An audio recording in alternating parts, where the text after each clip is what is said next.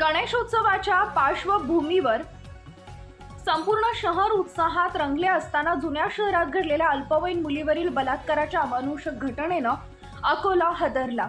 आरोपी तौहीद समीर बैद वय वर्ष 28 हा नराधम 3 दिवसांपासून फरार आहे आणि पोलिसांचा पाठलाग सुरूच आहे।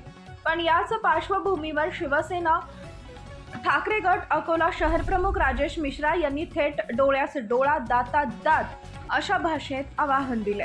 मिश्रा यांनी पीडितेला भेट दिल्यानंतर पत्रकारांसमोर संतापाचा स्फोट करत स्पष्ट शब्दात म्हटलं, जो कोणी या नराधम आरोपीचा एक हात एक पाय आणि लिंग छाटून आणेल त्याला शिवसेनेच्या वतीनं थेट 1 लाख रुपयांचं बक्षीस दिलं जाईल। समाजानंच धडा शिकवला पाहिजे। मुलीवरील बलात्कारामुळे आधीच नागरिक आगीच्या भडक्यात होते।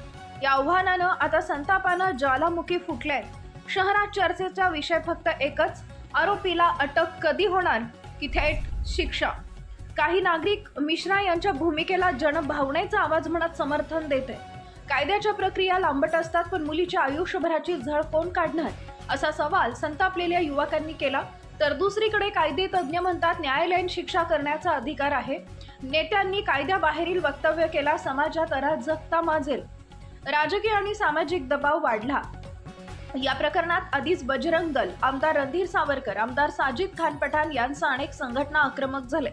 पोलिसांना आरोपीला तातडीनं पकडण्यासाठी दबाव टाकला जात आहे, परंतु शिवसेना शहर प्रमुखांच्या या बक्षीस घोषणेमुळे पोलीस प्रशासनावर दुहेरी दबाव आलाय।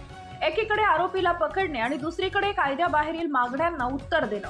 शेवटची नोंद, अल्पवयीन मुलीवरील बलात्काराच्या घटनेनं अकोल्याच्या रस्त्यावर संताप उफाळून आलाय आणि आता राजेश मिश्रा यांच्या या आव्हानामुळे नागरिकांच्या मनातला प्रश्न फक्त एकच, आरोपीच्या गळ्यात पोलीस हातकड्या पहिल्यांदा पडणार का की समाजाच आधी न्याय देणार।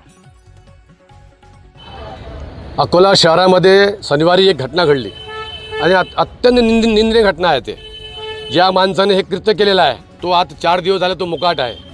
माझी मागणी मुख्यमंत्री महोदयांना आहे की तुमच्याकडे डिपार्टमेंट आहे, तुम्ही गृहमंत्री आहेत, आतापर्यंत त्याच्यावर कारवाई का झाली, तो अटक का झाला नाही।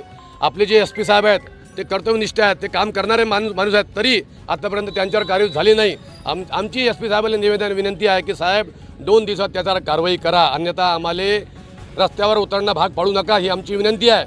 आणि लोकांना माझे आव्हान आहे की ज्यांनी हे कृत्य केलं आहे, कारण की तो क्रिमिनल माइंडचा आहे, त्याचा काही धर्म काही जाती नाही आहे, त्याच्यावर कारवाई झाली पाहिजे। आणि माझी एक विनंती आहे लोकांना की ज्यांनी हे कृत्य केलेलं आहे त्याचा एक हात एक पाव आणि त्याचं लिंग कापून आणा, त्याला 1 लाख रुपये मी स्वतः देणार आहे ना।